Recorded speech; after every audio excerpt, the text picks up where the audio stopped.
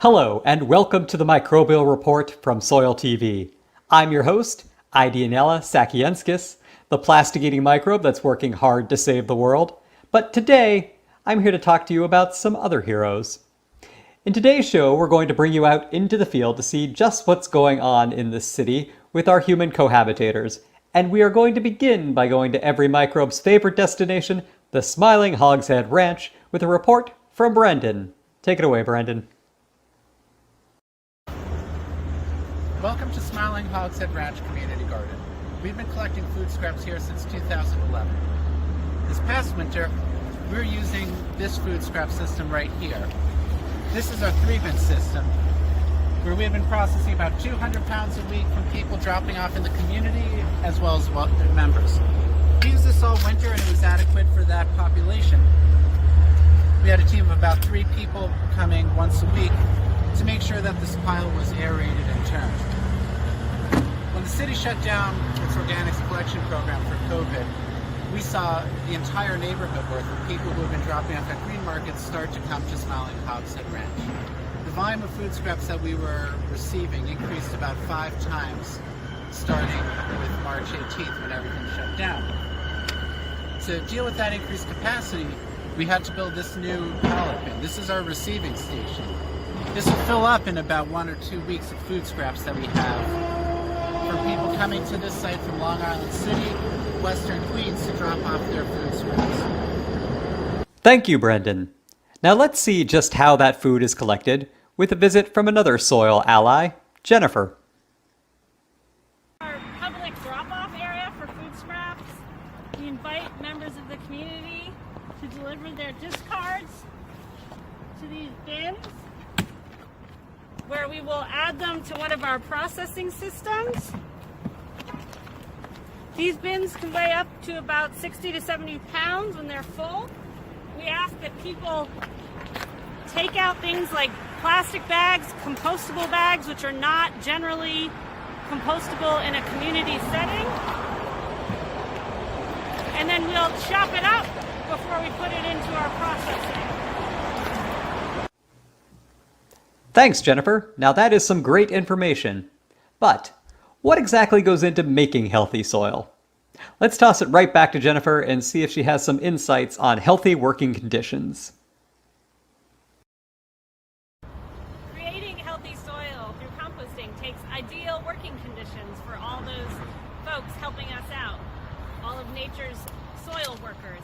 They need the right temperature, they need air, they need water, and they need it in the right mix to make their work productive and to transform the food scraps into soil. So we endeavor to create those working conditions and enable our workers to get that work done.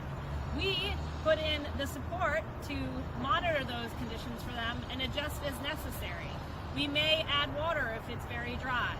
We may add aeration if it's getting too dense. We do that by aerating a pile or turning it with a pitchfork, which, by the way, is a lot of fun and great exercise. So if you're interested in some human labor, you could join a composting effort near you and at the same time create some valuable soil in the process. Love a good workout. But it's also clear that this is more than just elbow grease at work here. So let's go back to Brendan and hear about some of the brain power at play with the new composting innovations over at the ranch. Here we are at Smiling Hogshead Ranch. I'm standing in front of our aerated static pile system. So this is new infrastructure that we built to handle the influx of food scraps that we saw once COVID shut down the city's organics collection program. So on the other side of this sign, we have a solar panel. There's a blower behind this, and there are 2 PVC pipes in each of these bins that are pulling oxygen from the backside when that solar panel is powers the battery, and then that's adding the air to this. So this is minimum effort. We don't need to turn it. And you can take a peek in. Compost in the making. Okay. Incredible work! and incredible advocacy on the part of these humans in supporting the microbial right to work. Jennifer, can you maybe tell us more about this? Us composters believe in the right to work and the right to improve soil by doing good work. In an urban environment, space is at a premium. We have to find space to compost. Here we found some space that we're also reclaiming and rebuilding soil by taking food scraps, mixing them in with browns, and letting our friends, the FBI, do the work of converting the organic matter into soil. If you don't know the FBI, they are fungi, bacteria, and insects. From microorganisms to the bugs and the worms, they all come together to work and transform the food scraps that we receive and help the city process in the composting operation. As a result of the city's inability to process this, we've stepped up to take on that work with the help of our friends that we can see and those that we can't. Very impressive stuff. So, my microbial friends, as you can see, our composting allies are on our side when it comes to working rights. But how do they feel about microbial housing? Here to tell us about this is soil supporter Gil.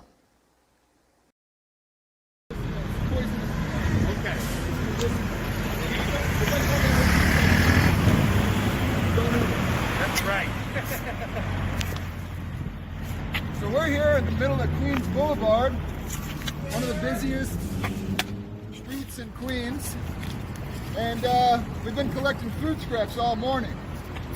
And over here at the 45th Street Community Garden, which is a guerrilla garden, and we've been composting some of these food scraps into these empty tree pits along the median. Now, the soil in this one actually looks pretty good.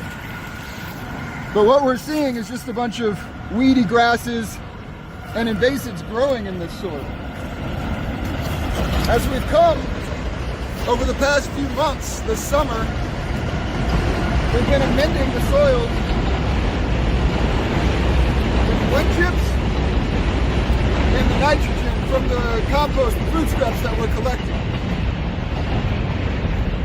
And this half of this tree bed we've already amended, and this was less than a month ago. So we can take a look in here, and we can see that this is actually going to be much darker, much richer soil than what was here previously. So this is actually getting to be compost mixed in with the gravelly soil that was already here, and it's breaking down. You can see some of these plants coming up. This is probably a squash or a pumpkin or something along those lines. And essentially what we have in the city is lots of areas that are paved, and the living soil food web can't do its work. There's no place for the microorganisms to really thrive underneath this pavement, in the compacted soils, places where there's no plants and roots to feed them sugars from the sunlight. And if we're not feeding them inputs, then they have no food to eat. And if they don't have a place, a home where they can eat their food, then they're deprived of that housing right. So when we don't allow composting to happen all over the place in the city, when we designate only like people can have it in their backyard or private property, but not on Department of Transportation, parks land, or any other public lands in the city, we're depriving these microorganisms that are doing so much work for us, providing so many ecological services, we're depriving them of housing. So it's really important that we go out and take the lands and let those microbes do the work and give soil and dirt the right to housing here in the city that we love them. Oh, the feeling is mutual, Gil. And it's clear that this is a group effort. Let's hear more about the motivation behind this work with another visit from Brendan. One of my guiding principles has always been to remember that we as humans are part of a larger ecosystem, and members of ecosystems share resources. a lot of times one of the things that happens with food scraps is we think of them as garbage and we send them to our human landfills where no other members of our ecosystem are allowed to have that food. But there are all sorts of smaller players who are already trying to get that food. Rats, pigeons, raccoons, these are all ecosystem players that are entitled to food, but one that we don't think about is the soil, and that the soil as a living organism needs to be fed. And that's one of the things that's so sad about the city not collecting organics during COVID, is that there is a wealth of resources that is out there, that every week is generated in people's households that we do not share with the living soil that needs to be replenished with the carbon and nitrogen that that food contains in order to have all of this. Well, I certainly couldn't have said it better. It's clear that we all win when we work together. So, let's wrap things up with one final visit from our good friend Jennifer. After all the hard work for the FBI and the humans who help with their manual labor is done, it's the compost party, the finished compost party. We've got this great soil amendment we've created from the food scraps and the hard work, the time spent transforming into a rich organic amendment that can be added to soil to increase plant productivity.